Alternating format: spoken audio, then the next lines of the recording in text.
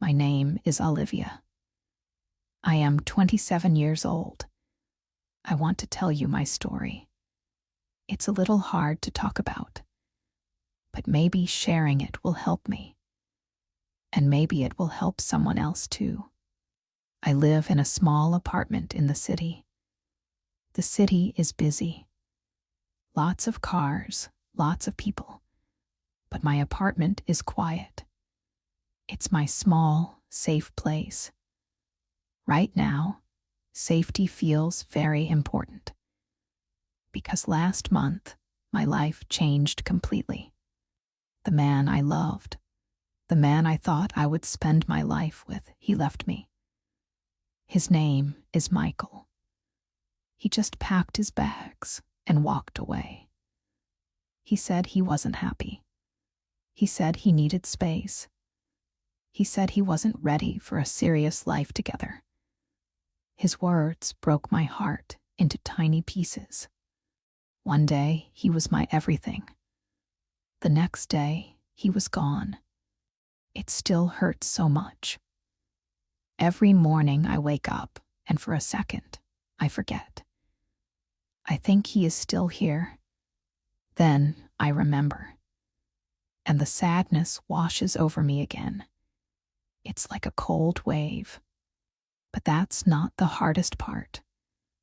No, the hardest part is the secret I am keeping. A secret growing inside me. I am pregnant. I am carrying Michael's child, and he has no idea. He left me 1 month ago. I found out about the baby 2 weeks after he left. 2 pink lines on a small plastic test. My hands were shaking. I sat on the bathroom floor for a long time. I felt so many things at once. Scared, confused, sad, angry. And something else too, something small. A tiny flicker of hope. Maybe. I haven't told him. I don't know if I should. What would he say? Would he be angry? Would he think I planned this? Would he come back just because of the baby? I don't want him back like that. I want him to love me, not just feel trapped by a baby. Or maybe he wouldn't care at all. Maybe he would just walk away again. That thought scares me the most. So for now, it's our secret. My secret, the baby's secret. Michael and I met 2 years ago. It was at a friend's party. He had such a kind smile. His eyes were warm brown. We talked all night. It felt easy, natural, like we knew each other already. We started dating soon after. Life with Michael felt bright. He made me laugh. He held my hand when we walked. He brought me soup when I was sick. He listened to my dreams. I dreamed of opening a small flower shop one day. He said, "You would be great at that, Olivia. You make everything beautiful." We talked about the future. A house with a garden. Maybe 2 children. A dog. It felt so real. So possible. We were happy. Or at least, I thought we were happy. I really believed it. Maybe I didn't see the signs. Maybe he was unhappy for a long time, and I just didn't notice. Love can make you blind sometimes, I guess. The day he left is still so clear in my mind. It was a Tuesday evening. I came home from work. I work at a small bookstore. I love the smell of old paper and the quiet atmosphere. I came home, ready to make dinner. Michael was sitting on the sofa. His bags were packed near the door. My heart stopped. "Michael, what's wrong? Are you going somewhere?" I asked. My voice sounded strange, far away. He stood up. He couldn't look me in the eye. "Olivia," he said. His voice was low. "I can't do this anymore." "Do what?" I asked, confused. "What are you talking about?" "Us," he said. "This relationship. Living together. Planning a future. I'm not ready. I feel trapped. I need to be on my own." Trapped. We were building a life. Our dream life. How could he feel trapped? Tears started to fill my eyes.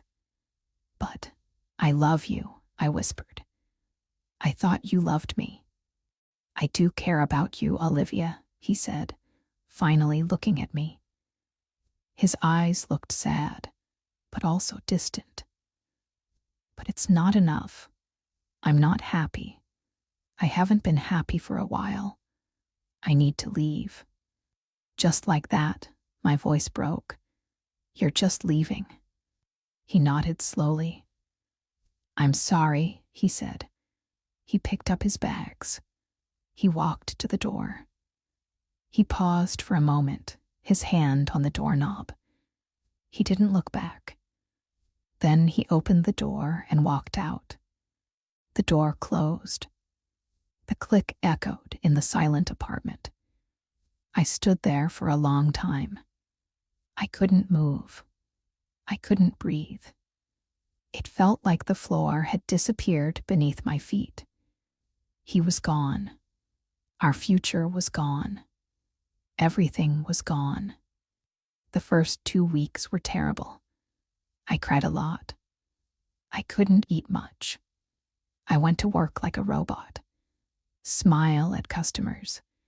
Put books on shelves. Go home. Cry again.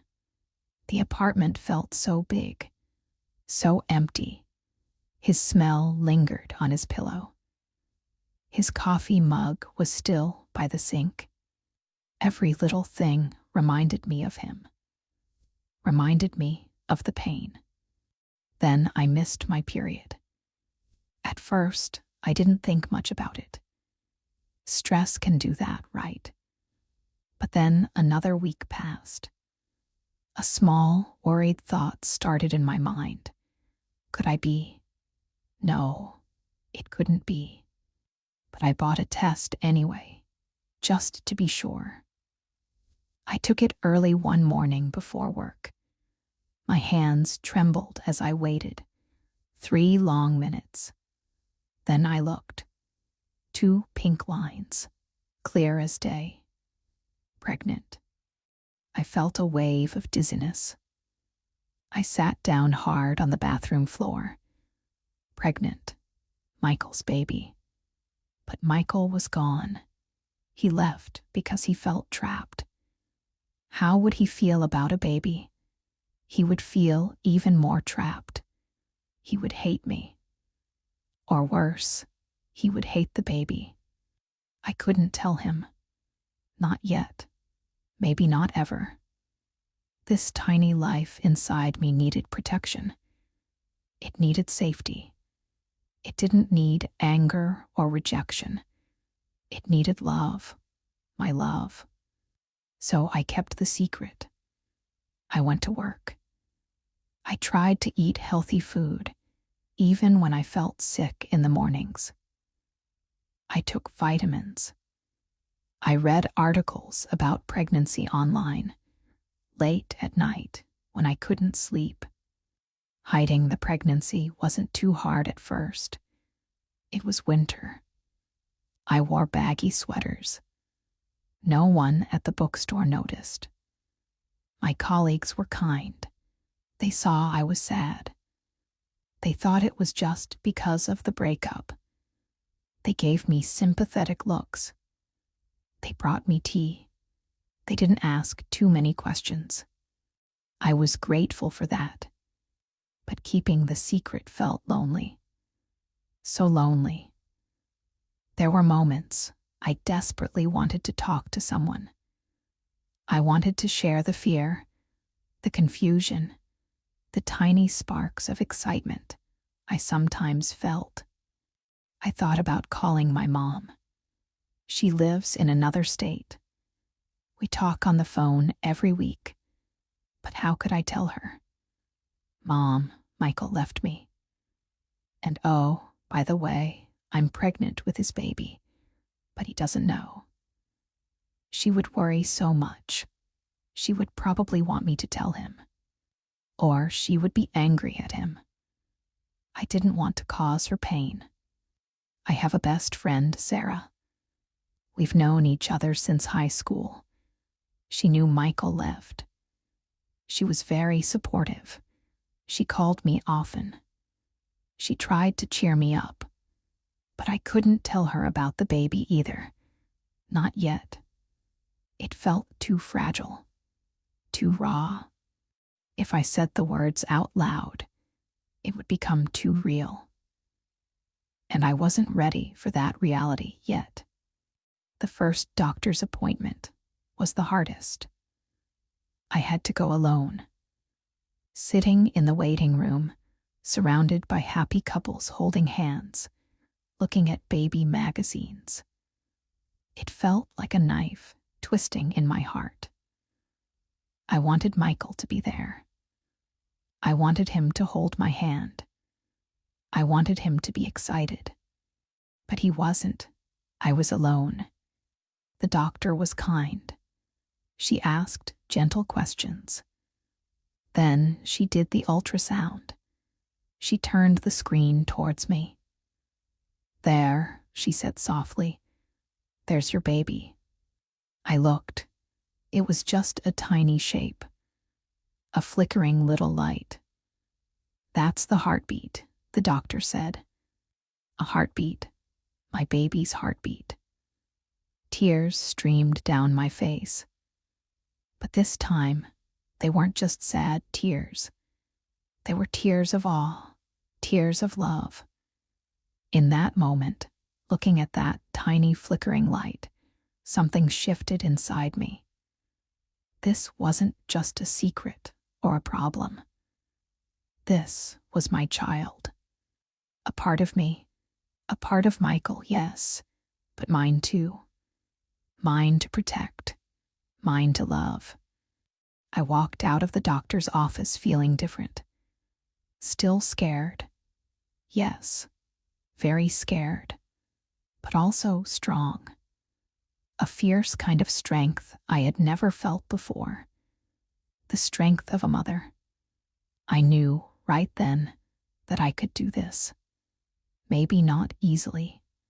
Maybe it would be incredibly hard, but I could do it. For my baby. Life continued. I went to work. I came home. I started eating better. I slept a little more. The morning sickness was tough. Some days I felt so tired I could barely stand. But I kept going. I thought about the tiny heartbeat. One Saturday, I was walking home from the grocery store. I took a slightly different route, past the park, where Michael and I used to walk. And then I saw him. He was sitting on a bench, alone, just staring at the ducks on the pond. My heart leaped into my throat. I froze. I wanted to run. I wanted to hide. He looked sad. He looked lost. A part of me wanted to go to him, to tell him everything, to see if maybe things could be different. But then I remembered his words. I feel trapped. I remembered the look in his eyes when he left, and I thought about the tiny life inside me. My baby deserved better than a father who felt trapped. My baby deserved to be wanted. Truly wanted. I quickly turned and walked away, my heart pounding. He didn't see me. It was a close call. It made me realize that telling him now was not the right choice. Not for me. Not for the baby.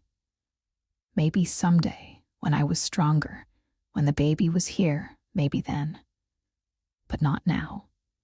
Keeping the secret was hard, but seeing him made my decision feel right, at least for this moment. I needed to focus on myself and this pregnancy.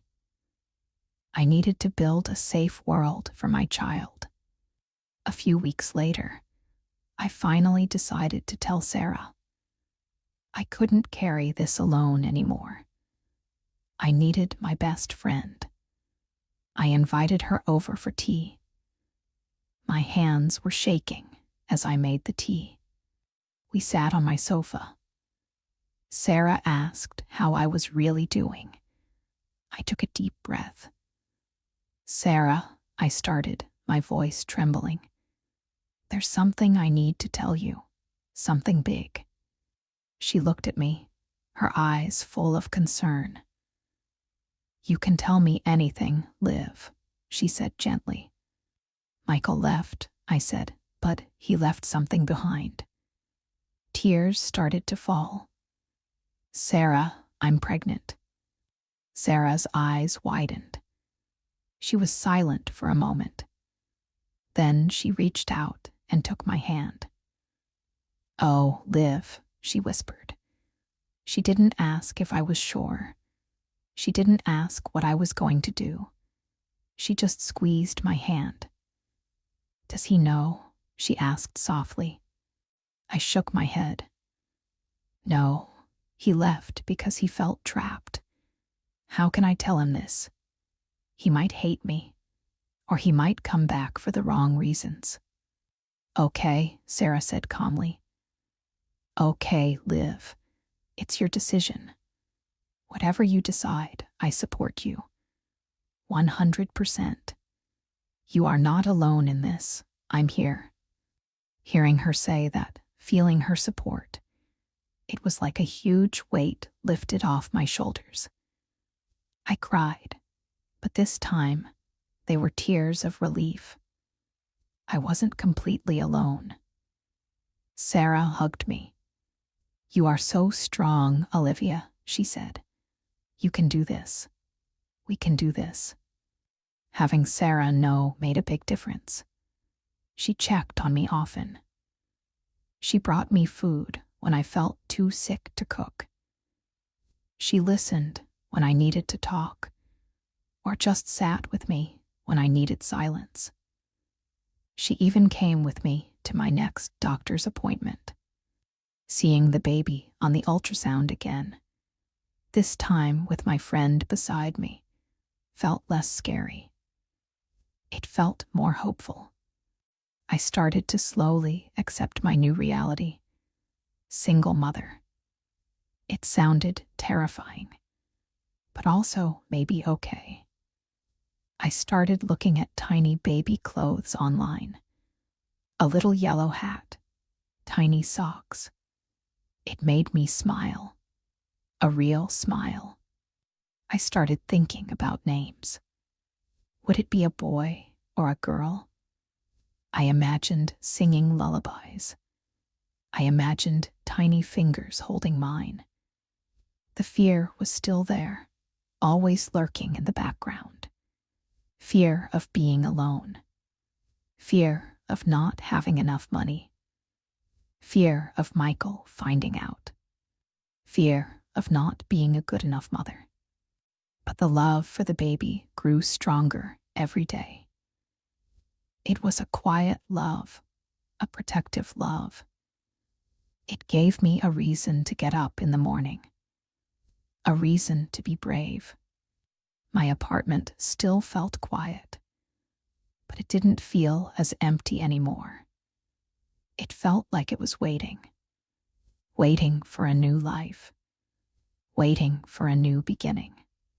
The months passed. My belly started to grow. It became harder to hide. I eventually told my boss at the bookstore. She was surprisingly understanding and kind. She said she would support me however she could. That helped a lot. I still haven't told my parents. That conversation feels too difficult right now. Maybe after the baby is born. One step at a time. That's what Sarah keeps telling me.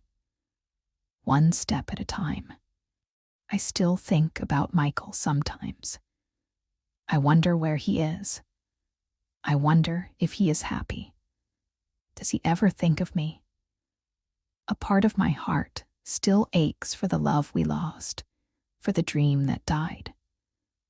It's a scar that will likely always be there. But my focus now is different. It's on the little life growing inside me. This baby, this miracle that came from heartbreak, has become my strength, my hope, my reason. I find myself talking to my belly sometimes. "Hello, little one," I whisper. "It's just you and me right now. It's a bit scary, but we'll be okay. I promise. I will love you enough for both of us. I will protect you. We will build our own little happy life. I don't know what the future holds. I don't know if Michael will ever find out. I don't know how I will manage everything on my own. There are so many unknowns. And yes, I am still scared. It's okay to feel scared, right? Facing big changes alone is frightening. But when I feel the baby move inside me, a little kick, a tiny flutter, the fear fades a little. It's replaced by a powerful love. A love that makes me feel brave. Life doesn't always go according to plan. Sometimes dreams break. Sometimes people leave. Sometimes you find yourself on a path you never expected. But maybe, just maybe, that unexpected path can lead to a different kind of happiness. A stronger kind of happiness. My name is Olivia. He doesn't know I'm pregnant. This is our secret, my baby's and mine. It's a heavy secret, but it's also filled with a quiet, growing love. And right now, that love is enough. It has to be. I will face the future one step at a time. And I know, deep down, we will be okay. You can be okay too, no matter what you are facing. Just keep going. Be brave. You are stronger than you know.